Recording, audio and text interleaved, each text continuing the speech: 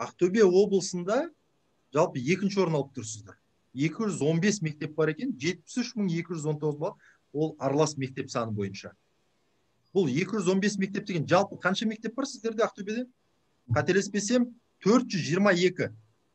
Соның жартысынан астамы сіздерде аралас мектеп болып тұр екен. Қайырлы кеш. Проблема. Қайырлы кеш.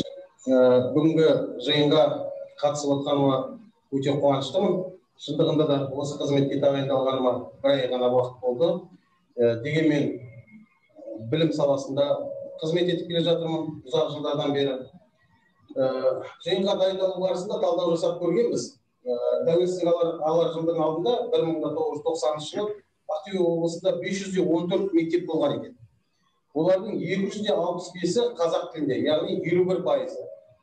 Яғни 249 мектеп таза орыс тілді мектеп болған.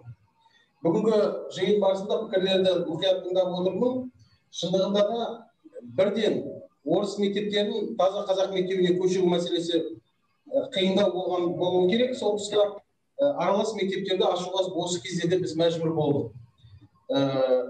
Сол бірте-бірте 249 мектептен таза орыс мектебіндегі. Бүгінгі күнде Ақтөбе облысында 25 мектеп орыс тілді мектеп қалып отыр. Ал мендегі бүгінгі күнгі мәлімет бойынша Ақтөбе облысында 112 аралас мектеп бар. Егер біз әрине бұны екі жақты баяндауға болады, аралас мектептерді қазақ тіліне де қосуымызға болады, немесе орыс тіліне де қосуымызға болады. Бүгінгі күндегі қазақ мектептерінің үлесі Ақтөбе облысында таза қазақ мектебіндегі 66% құрайды. Аралас мектептердің саны 27%. Орыс тіліндегі таза білім беретін мектептердің бұл 62%.